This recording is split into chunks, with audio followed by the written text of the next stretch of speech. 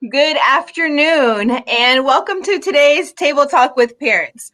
My name is Alicia Newell, and I have the privilege of serving as the Assistant Vice President for Student Affairs here at Wichita State. Today's topic is we're talking about payments, parking, and academic support here at Wichita State. And one of the things that we are excited to do in bringing our parent table talks to you is really looking for ways to connect with you, our students' families, and making sure that your needs and questions are addressed as you begin to embark on this journey with your student. And so today we have experts from the field joining us. I'll start with introducing myself. Again, Alicia Newell. AVP of Student Affairs, and I guess my role for the university is really I'm kind of like the mom. And so I oversee our care team, work with students who are distressed, but also work in making sure that we graduate your students in a timely manner and we help them have an enjoyable experience. I am a proud alum of Wichita State University. Obviously, check out the office. I bleed black and yellow, so very proud alum. I'm also a first generation college student. And so making sure that we help our students have a great experience, regardless of the background that they come from, is really essential and important to me. So I'm going to turn it over to Kim to introduce herself. Thank you. Hi, everybody. Many of you might be returners from our previous table talk, so we welcome you back. We are glad that you all are here again. My name is Kim Sandlin, and I serve as the Director of Student Success, and so we'll get into some of the services and the resources that we offer students a little bit later in today's chat. But I, as well, am an alumna of Wichita State. Clearly, I'm on campus today in my office, so you see all the spirit behind me. And was a first-generation student as well. I've been working at Wichita State for, I think I'm in year 22 or something like that. So a long time, but really enjoy working with our new students and with our parents, and particularly in these challenging times, appreciate the opportunity to work with our partners in student affairs to bring this information to you from our either homes or offices to your home. And hopefully you find the information that we'll share today helpful as you are preparing to support your student on campus. So with that, I will throw it over to Teresa, who can tell us a little bit about herself and really kind of start going into today's first topic, which is payment and everything to do with payment. So Teresa, go for it. Hi, good afternoon. My name is Teresa Tureen, and I'm with Financial Operations. I've been with the university for about 18 years. I've been in financial operations about 7. I am a current graduate student at WSU and the mother of a current student as well. So when you have questions as a parent, I understand you totally. So today we're going to go ahead and go out to the My Finances portal. There we go. So I'm going to go through the portal, just what your student would see as well. They will log on to the My Finances tab. And one of the first things that you need to do is to click on the Title 4 to allow financial aid to cover I apologize, to let financial aid cover your non-institutional charges. It's very simple to do. It's right here in the green box under My Finances on the portal. I hope everybody can see that. And then I'm going to click on Student Account Suite, and I'm going to log on to my portal so that you can see how a bill would look. The first thing that will come up for a student on their billing, when it does come up, is their statement of financial responsibility. There are quite a few bullet points to look at here. One of the most important ones is, well, there's a few, but when the student enrolls, they need to know that they are financially responsible for making the payment for the class. If they drop a class, That needs to occur before the 100% drop fee, drop time in order to get their fees back.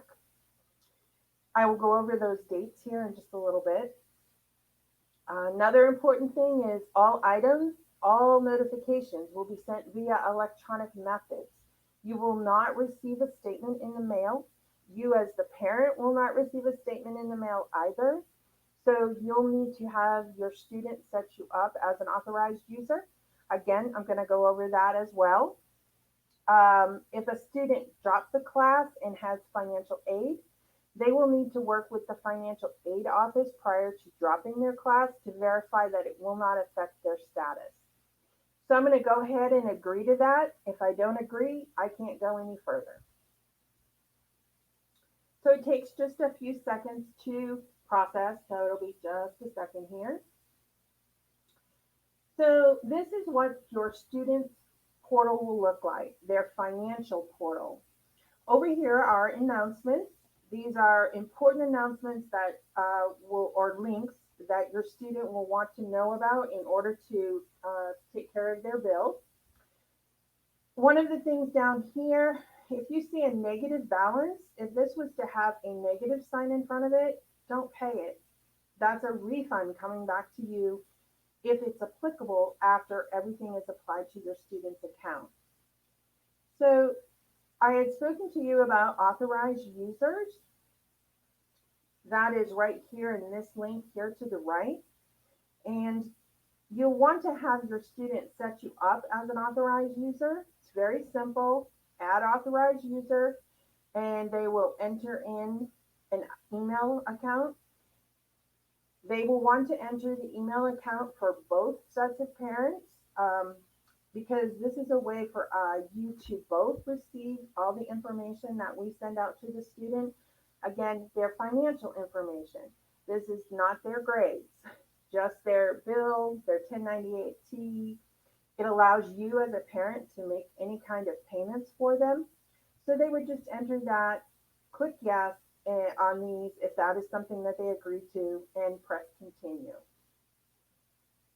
The parent would receive two emails. One email will have the login and one will have a password. You must log on to those emails to activate the account.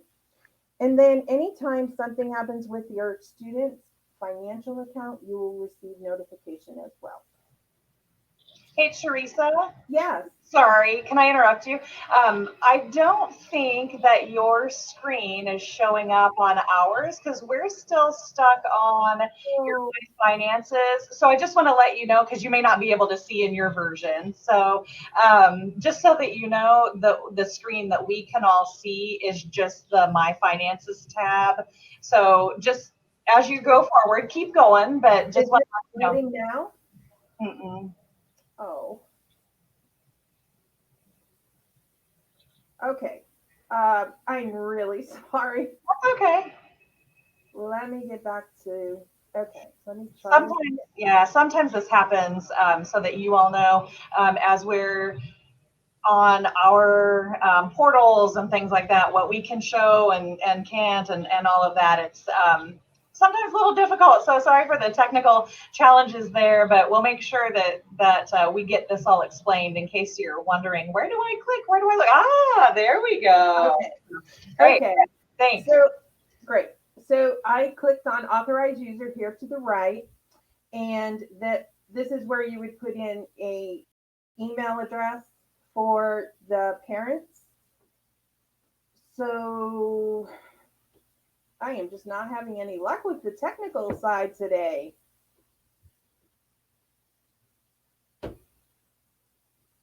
Please bear with me. Okay.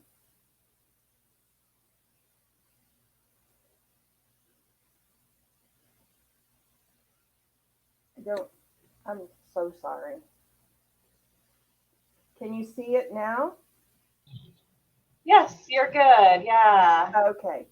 So so I want to make a payment. I would click on make a payment. I guess I should explain your bill first. That might help a little bit before you make that payment. So we're going to come back to the home page. Everything you get to is on the home page. So as you can see down here, it shows my balance is $7,978. That is what is currently sitting on my bill for the fall semester. Each of these you can drill down into. You can see summer, fall, summer. These are all of the semesters that I've been enrolled. So I'm going to go ahead and drill down on the fall. And you can see everything that has hit my bill. The one thing that I want to point out to everybody is that you see a contract for housing, an installment plan for housing, and another installment plan for housing. What we do is we charge your student for housing, then we remove it from their account, and then we break it into 4 equal payments. And those payments would be due on the 15th of each month, starting in August. So your housing is automatically on a payment plan thanks to our office. We're going to go ahead and go back to my home. And now I'm going to go ahead and make a payment on my bill. So I'm going to select make a payment. And this current account balance of $7,978 includes my housing. But the total amount that is due right now is the $2,186. The reason that those are different is because my housing isn't due yet. All this $2,186 is my tuition. That does not include any of my housing because my housing does not come due until the 15th of August, September, October, and November. Your housing and your meals are separate. So if you select sort by date, you can see the installment plan for meals and the installment plan for housing. You don't have to wait until those dates to pay it. If you want to pay it all now, that's fine. My total bill would be that $7,978. I know a lot of people don't have that sitting in their bank account, and that's fine. So as I said to you, we already have your housing and meals on a payment plan. So now I'm going to show you how to do a payment plan for your tuition or your student's tuition. One of the things to remember about student payment plans is the best thing for you to do is if your student is going to receive financial aid, you'll want to wait until the financial aid is applied. That is applied approximately 10 days prior to the beginning of the semester. And the reason for that is because then you will have a good sense of what is due on your student's account. If the student has enough financial aid to cover all of their tuition and fees, we will then start paying on their housing plans. So again, that's one reason why you want to wait to set up any kind of payment plan or make any payments until after financial aid has been applied. To set up a payment plan, you would click on payment plan, and I'm going to enroll now for that plan. Again, please remember that this is only for your tuition and fees, not your housing, because that's already set up. So I'll select the term of fall. And this shows you that there is $130 due today. The $100 is a required down payment, and the $30 is the setup fee. This $100 will come off the bottom line of my bill. So once I decide that that's okay and I want to do that, I'll hit select. And this displays what you owe and when you owe it. So if I was to do this today, I would need to pay $130. And then on 9/15, 10/15, and 11/15, I would owe $695.38. This, again, is just for your tuition and fees. So you'll want to make sure that if you only owe housing, you don't need to worry about that. So I'm going to go ahead today and I'm going to pay that $100. Actually, the 130 that is due. And I'm going to say update the schedule. And it will update the amounts on the right-hand side. As you can see, I now owe $230 because I said I wanted to make an additional $130. So then it breaks up my bill into 3 equal payments. If I wanted to pay $1,000, I could do that as well. Whoops. Too fast on the here. And update my schedule. And then you'll see that these amounts will go down at that time. So now I will owe $362 3 times. If you choose to wait and you don't want to pay it until November 15th, that's fine. There won't be a late fee until after the first late fee. The second late fee won't be until 11/15.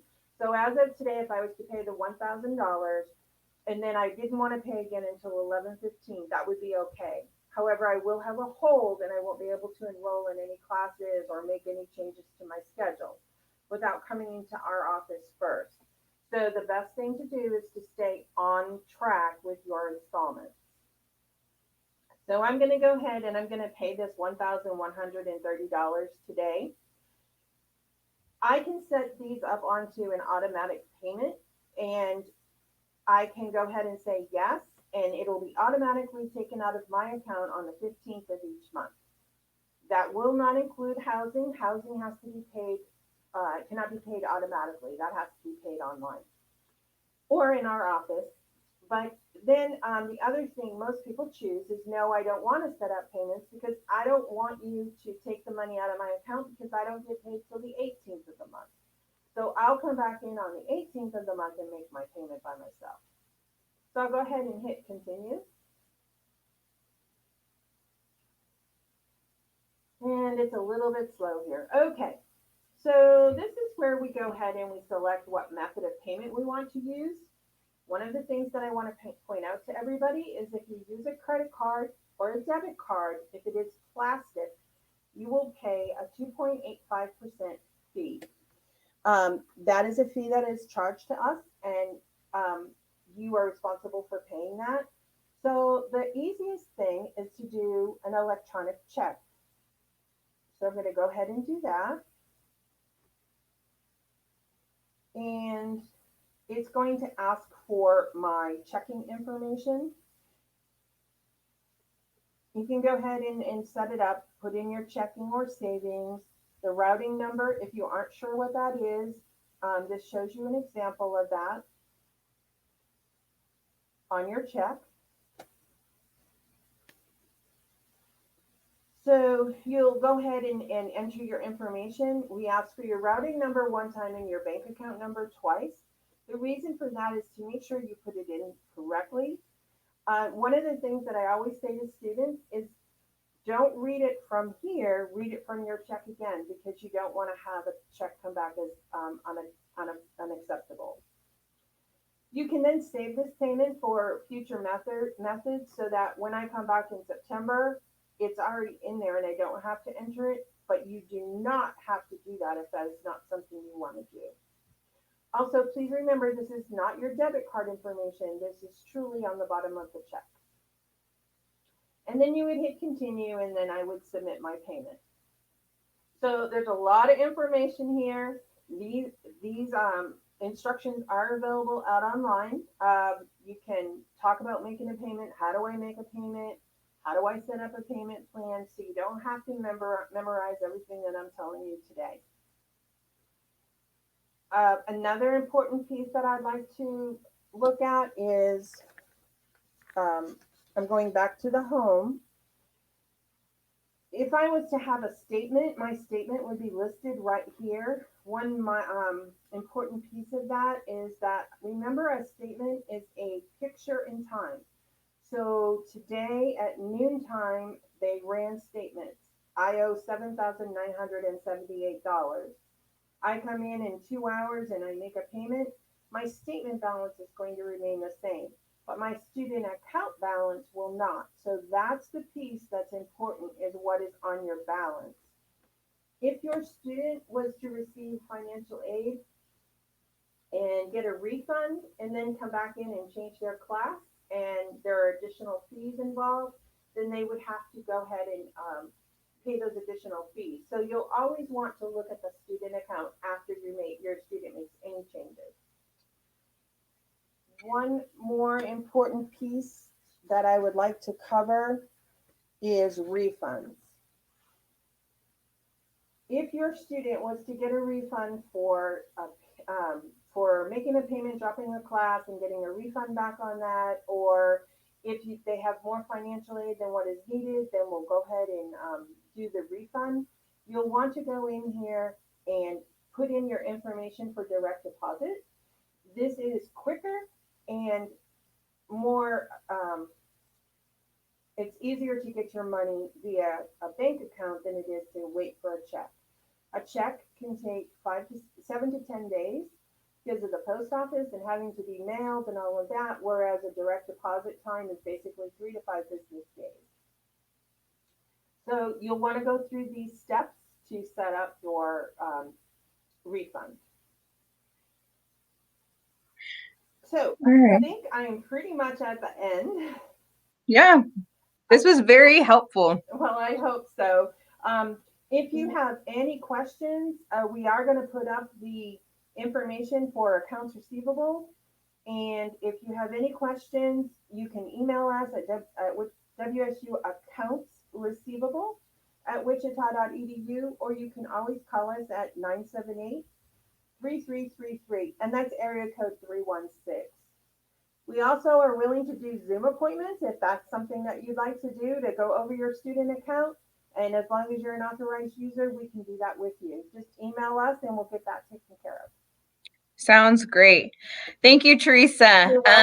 We have a lot of questions that have come in, and so we'll pause and get to those here in a moment. But one of the things that I want to really reiterate is, Teresa covered a lot of information today. And so my best advice, parent to parent, is do not be afraid to log into the portal and click around. That is your best way to learn how to navigate the system and really to see what's all available. Once you get, comfortable, your students get comfortable clicking around in the portal, you'll find that a lot of the information is really easy to navigate just by following the prompts. And then if there's any questions at all, this doesn't make sense, I'm not sure how to, again, every parent chat, we talk about wichita.edu/one stop. Don't hesitate to go to the One Stop website and type it in. And a lot of times what you'll find is that they will have screenshots in there and they'll have step by step. And we work very closely with our financial operations team of making sure that we're getting a lot of those questions that we're getting from parents over and over, that those questions are actually added to the knowledge base to where that will come up really quickly in your search. And so make sure you write that down. I'm going to go ahead and turn it over to Kim Sandlin to talk to us about student resources and support, and then we'll get into answering some of the questions that have come in the chat. Kim, go ahead and take it away.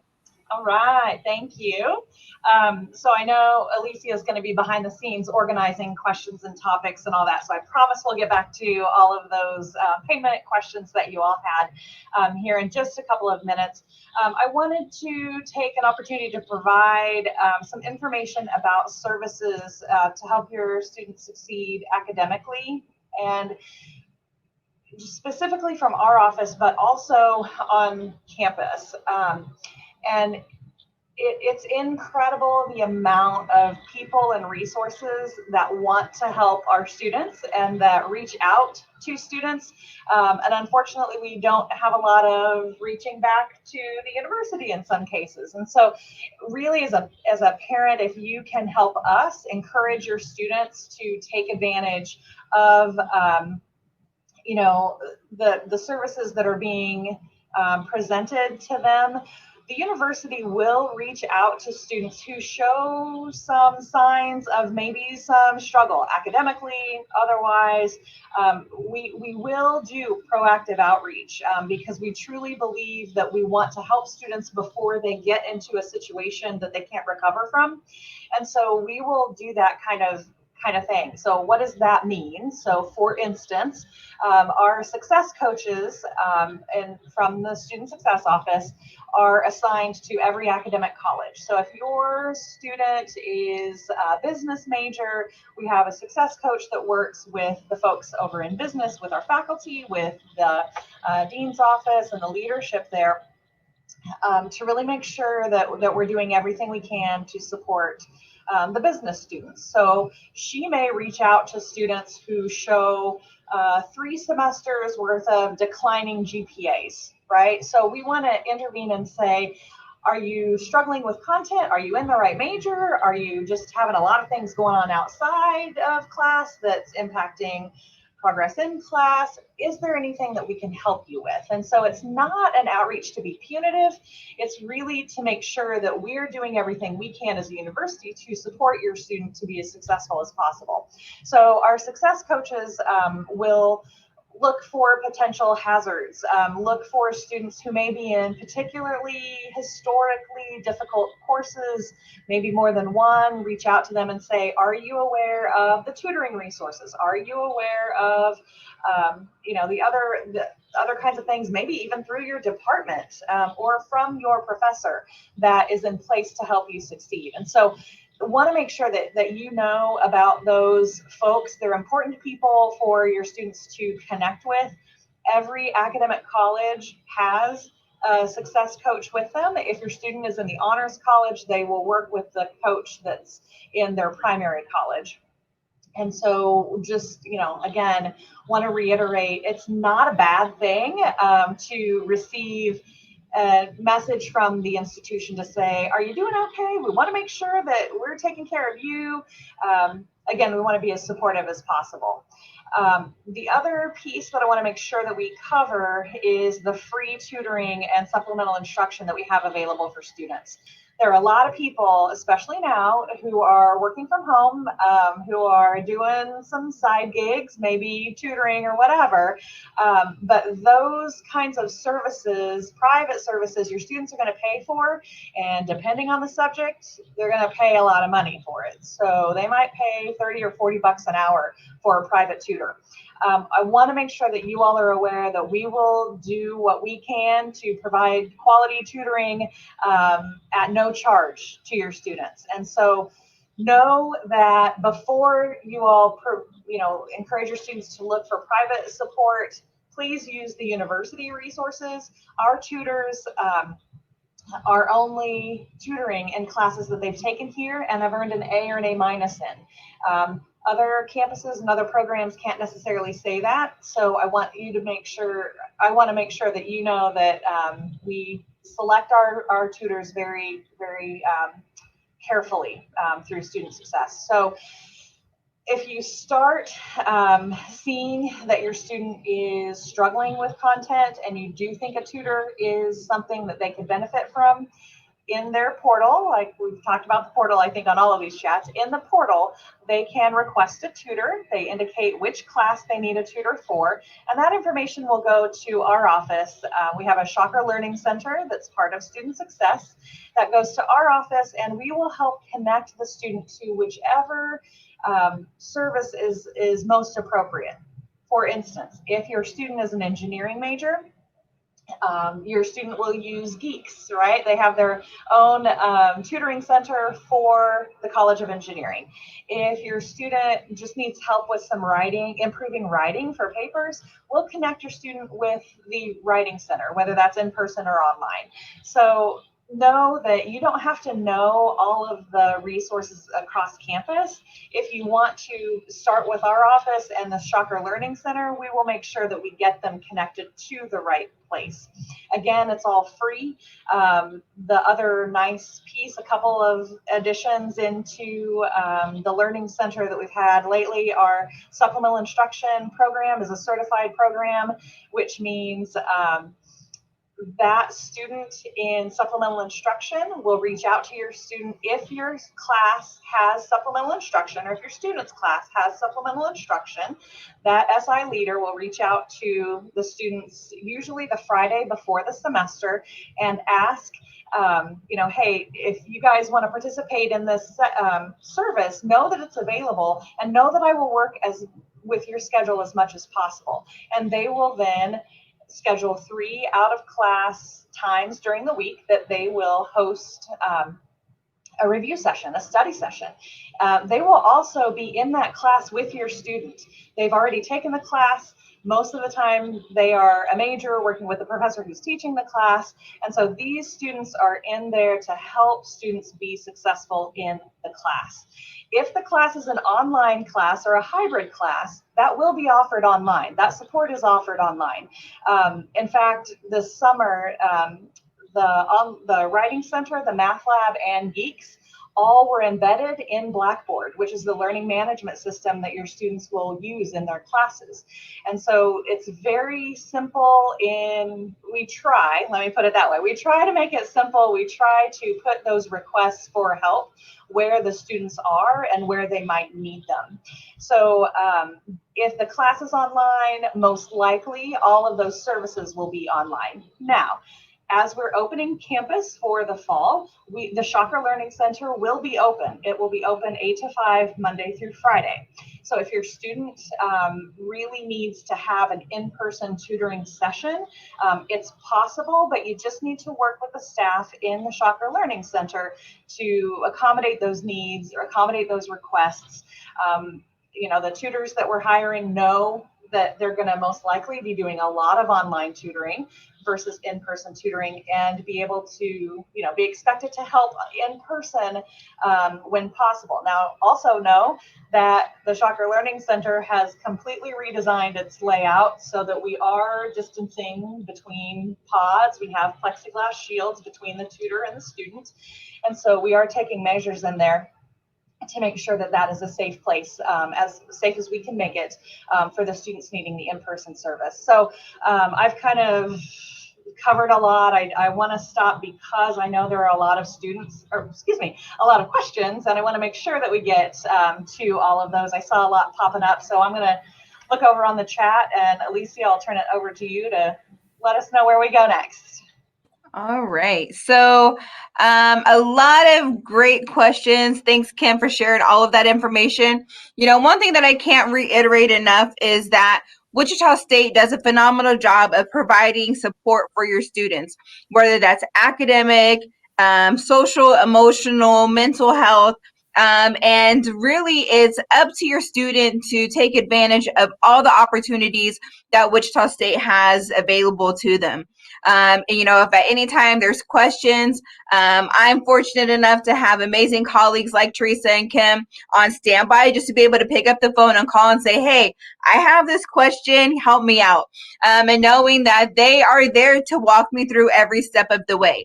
The first question that I want to is really, we got a lot for Teresa, so we're going to kind of go through these fairly quickly. The biggest thing is the payment plans. And so obviously Teresa did talk about payment plans and where to go and navigate and create those in the student portal. If students were to go to the financial operations website, there is information there about how to create a payment plan, Teresa, right? Yes, there is. There is a link on the wichita.edu/accounts receivable, and there are questions, important information for current and prospective students. And you can just search on payment plan and it will take you to that. Perfect. And so when will scholarships show up on student accounts? Whether that's coming from the university or from an outside organization? The information will be scholarships will be put onto the student account a week before classes start. So approximately around the 10th, that weekend, 8th, 9th, 10th, it'll get put onto the student account. If you have an outside scholarship, make sure it's been mailed in. That does need to go to financial aid, and financial aid will apply that. If you're waiting on a a check from an outside source, make sure that we have it prior to the week of August 28th so that we can get it put onto your student's account so you don't get a late fee. Great. Can you repeat that? Sorry, Teresa, your sound is really low. So if I heard you right, the 10th of August is when that financial aid will be posted. Is that right? Usually that weekend, the 8th or 9th. That week? Mm-hmm. Okay, perfect. Thank you. All right. Volume better? I think when you turn, oh gosh, I think to your left, we hear you a little bit better, but it's okay. Technology challenges, it's all good. No worries. So we'll repeat it. Okay. So, what about third-party billing for tuition? Okay, we have a third-party department. If you receive third-party billing, you'll want to email WSU, the number 3RD party, so WSU third party at wichita.edu, and you can forward it to them. They will get it applied to your account accordingly. Great. And the proxy process, this is something that a lot of parents, and Kim and I have talked about this multiple times in previous parent table talks. And so if students have, I guess a student has provided proxy already, do parents log in under their own login, or is there a different website for that? So the proxy is different than an authorized user. A proxy allows the parent to ask questions and we can answer them. The authorized user does the same, but they also receive all of the communication and the bill, and they can they can make the payment, they can set up a payment plan. That way you're not logging onto your student's account because honestly, the student shouldn't be sending you their login or sharing any of their information. So the parent can have their own account. Okay, so we want to make sure that parents are setting up the authorized user account in addition to the proxy because those are two separate things. Great. All right. Are there charges for making tuition payments in installments? That's the $130. The $30 is your cost. The $100 again is the non-refundable, but it does come off your bottom line. Great. And what about money coming from a 504 plan? Do they mail or drop off checks to accounts payable? What's the preference in that? They can mail them. That's to accounts receivable box 38, and it'll come directly to us. That's fine. They don't have to come into the office at this time. I mean, we do have plexiglass up, as you were talking about earlier. We do have plexiglass up and all of that. But if you can just mail it in, that's great too. As long as we have it prior to the 28th of August to avoid a late fee. So you'll want to go ahead and get that taken care of now and just send it to our office. Perfect. And is there any difference between paying with a regular check or doing it online? Is there a preference that you guys have in processing? I say money's money, right? As long as you get it. But remember, online means not in line. So you're not having to stay in our office. You don't have to come to campus. So take care of it online. And if you use it, an electronic check, there's no fee. Right, great. Very good. And so Jennifer had said that she set up a payment with her checking and it will not let them use the same account for the refund. Will it use that information if needed? Well, I'm not understanding why it's not letting her set that up. So I would suggest, Jennifer, if you could email WSU accounts receivable and we could look into that for you and we can figure out what's going on. Great. So we talked about parents needing that login. How do they get an itemized list of charges to request money from their 529 plan? Okay. So again, you can either call One Stop or you can email us and we can send a statement as long as you're the authorized user or your student requests it, we can send it to them. Because there will be another statement before the end of the month. So go ahead and send that to us and we can send you what you need. Great. And where do they get info for the proxy and what's the other? The authorized user? Authorized user. How do they get to that? The authorized user is in their student's financial portal. So that's where they need to go in and sign up for, on the portal, they'll sign up to be an authorized user. I'm sorry, off the top of my head, I can't remember where they do the proxy. Again, that's through the portal. Okay. And again, I think it's really important. We keep saying the portal, and it makes no sense right now because this My WSU portal is all brand new. And the best thing that I can say is at the very top of the portal, there'll be my home, my classes, my finances. Click around. This is where a student will request a tutor through student success. Going into my finances, they'll be able to see the itemized billing in there for my finances. Is there a payment due? When is there a payment due? How much is owed? How much do I get back? That's all going to be listed in the My Portal. And so making sure that you and your student take time out and just kind of drive it. Click around. I promise you, you're not going to mess anything up. If so, I would have already done that and we would have fixed it because I click around in there all the time. And whenever in doubt, just go to wichita.edu/one-stop. A lot of times people are saying, oh my God, you know everything, Alicia. And I laugh because half of the time I'm going to One Stop and I'm finding out the information there. And so that's kind of like my little secret and tip for you all is making sure that you utilize that resource because it's a phenomenal resource and they're there 24/7, 365. If they're not able to answer the question, they're going to generate a ticket, send it to the expert in that area, and then they're going to respond to you in a timely manner. And so that's that right there. Any other questions or things that you all would like to share? I do have one more. Yeah. On the student portal, make sure that you've looked at the parent and the student have looked at the financial aid. If there are any red flags, they need to get those corrected because that will hold up the financial aid. If they're missing something or the student needs to electronically sign, so make sure that gets done.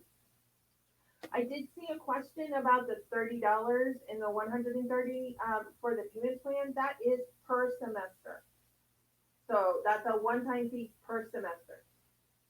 Great. Perfect. Seeing if I missed any other questions. I did want to just ask, when it comes to paying for books, if there is leftover, if they get financial aid and there's a balance and they have some money, how do they go, if you're lucky, how do they go about paying for their books for that? And then we'll talk about how to get books and all of that briefly after you have a chance to answer We're not connected with the bookstore, so the student has to wait for their financial aid. So again, if they get a direct deposit, they should have that financial aid by Wednesday, a few days before class, and they can go in and purchase their books at that time. Again, if they wait for a check, it's probably going to be after the first day of class. So that refund is really important to get that taken care of. They'll just go in and pay for their books. Great. Cool. All right. Let's talk about parking. This is one of my favorite topics. And I remember a student coming in and they were so frustrated and they're like, there's no parking. And I hear every semester we got a parking problem. I'm like, we got a walking problem. So make sure your students have comfortable shoes because it's going to come in handy when they have to walk and park and come to class. And so if your student goes to wichita.edu/parking, this is where they're going to be able to sign up for their parking permit.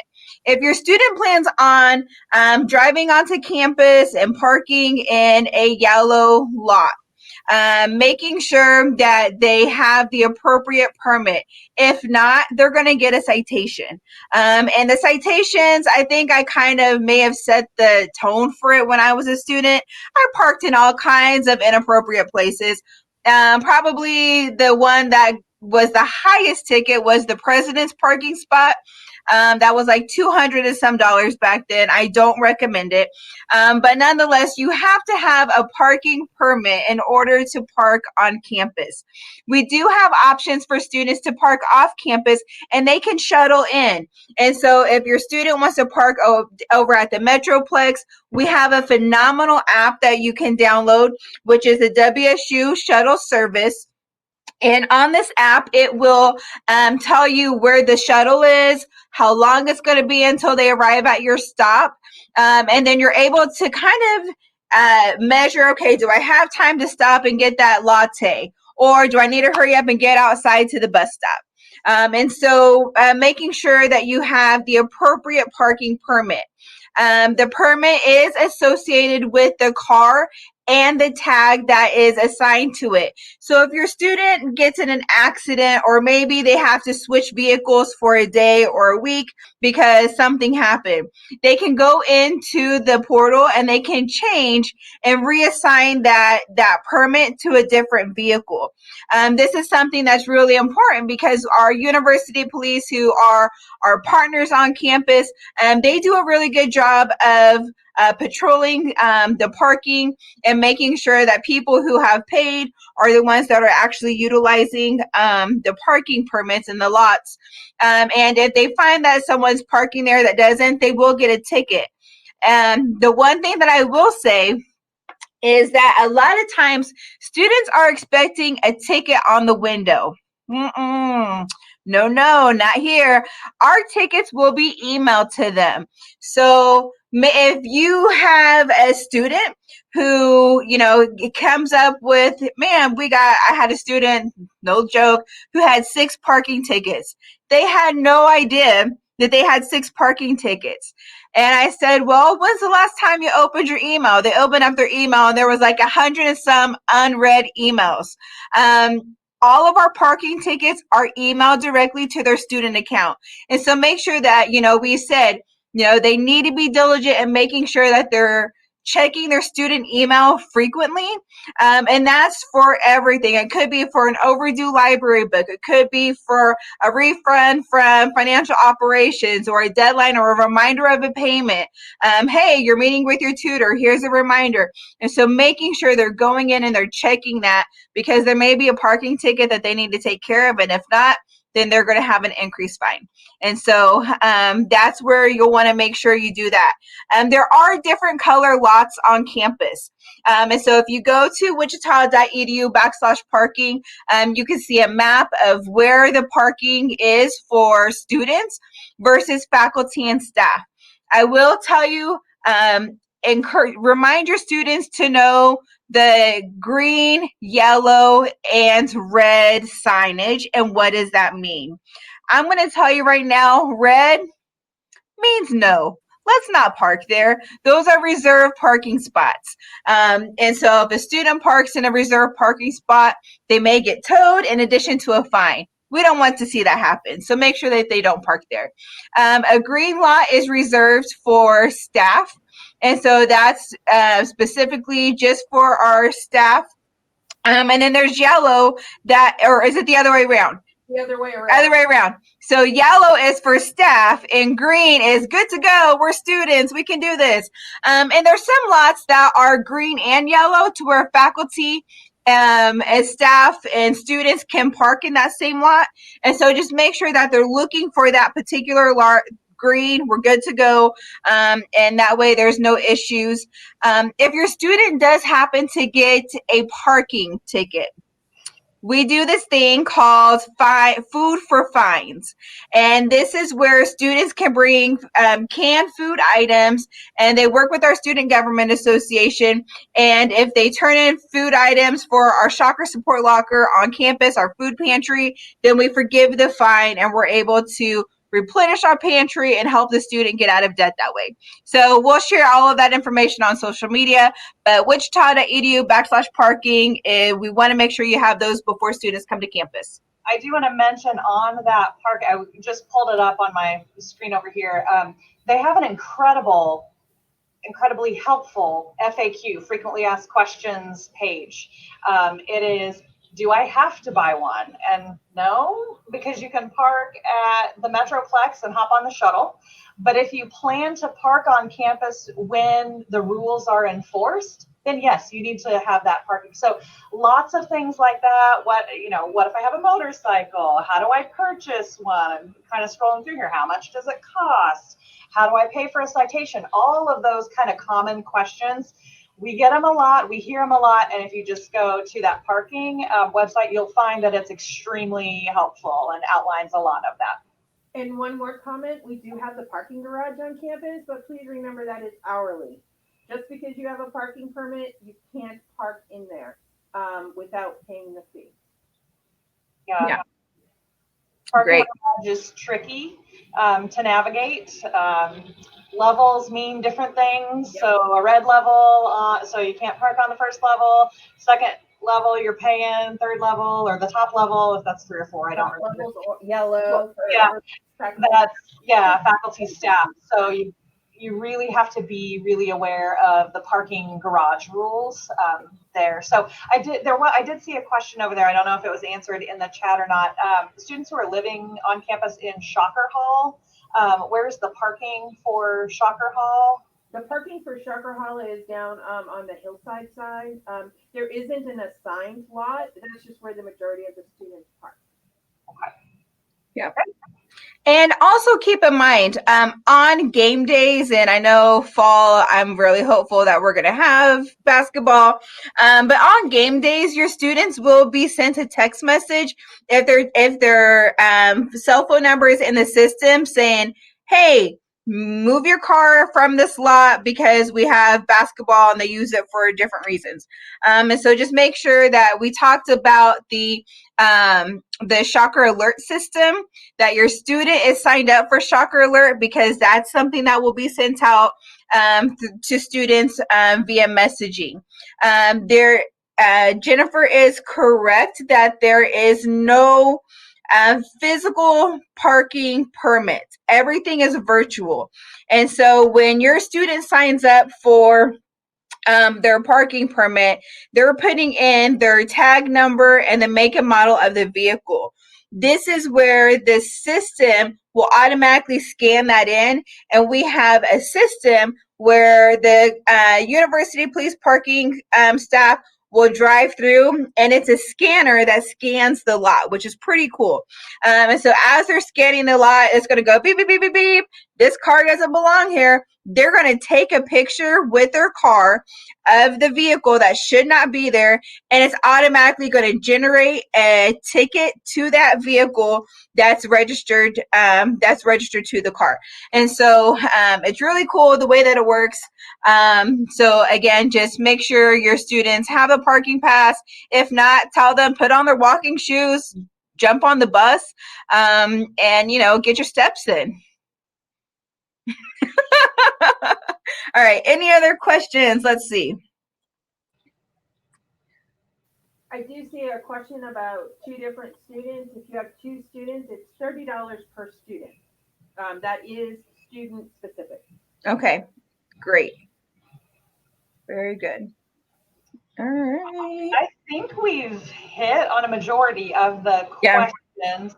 A lot of them came in early as you were logging on, so that's always helpful, but I'm hopeful that we were able to answer those as they were coming in. I know that this is the third topic of our 3 table talks.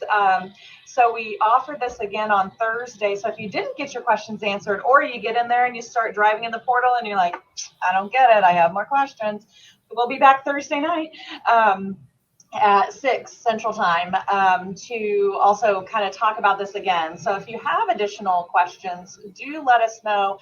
Tune in again on Thursday, or you can follow up with us. I know Teresa sent that email, the WSU Accounts Receivable email. Questions about payment can go there. That's monitored all the time. One Stop is another great place.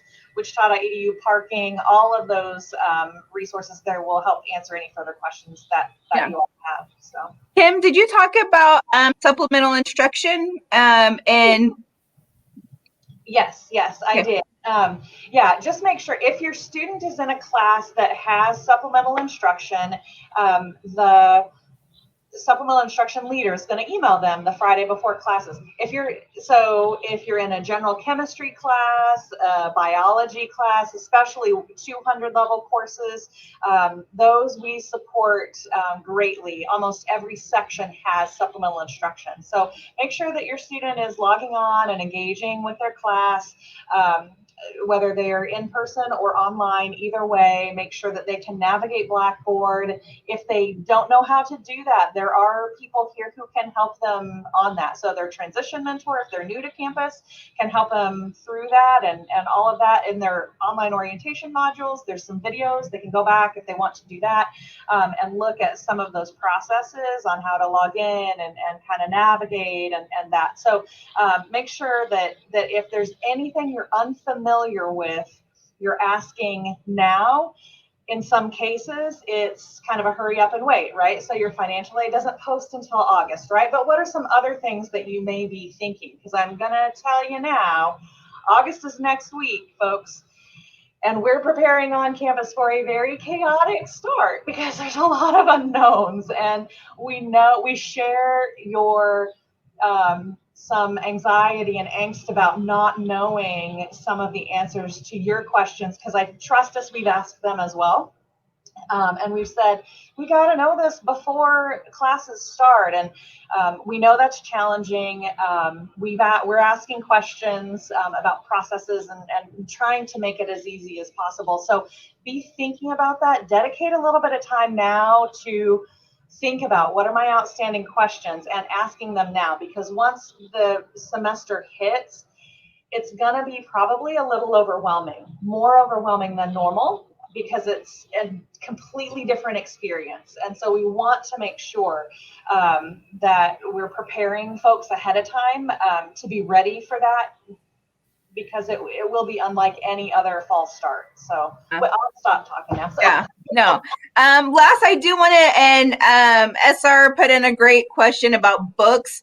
I do want to put in a shameless plug to our Shocker store on campus.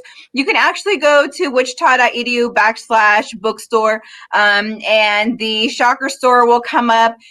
You can actually put in the student's course reference number, and the CRN number is it's a 5-digit number, and that will actually pull up the student's textbooks that are required for that course. If your student is living on campus and you order your books, we will deliver the books to your student's room, and it will be waiting for them when they move into campus. So again, I really like Teresa's, online, no line. Yes. Who wants to wait in that line? Not me. And so make sure you get online and you look and see if your student gets books and they find that the instructor is not going to use them, make sure that they keep the receipt, because they will need that in order to return or exchange the books. And so the earlier, the better. It's kind of the best thing. You getting used books is great because they're at a reduced price. There's a lot of options. There's ebooks, there's book rentals. And so obviously the earlier you purchase your books, the more opportunities you have to choose which is the best textbook for you and your student. Julie, I hear you. I know it's all really overwhelming right now. I promise you, we are here every step of the way. One thing that I can't tell you enough is that we're on standby. And so if you've not already done so, go to wichita.edu/family and sign up for our parent family newsletter. I will email you a newsletter the first Friday of every month, and we're going to have a lot of this information in there. So we're going to have reminders, we're going to have links, we're going to have deadlines, upcoming events, things that you should be asking your student, questions that we're getting in from parents. We're going to say, hey, we're getting a lot of these questions. Let's go ahead and add this in the newsletter. And so it's a really great way for us to partner with you in making sure that we're keeping you up to date on things that are going on campus. And if there's something that's happening that's a question, then we'll make sure that we have another table talk to address it.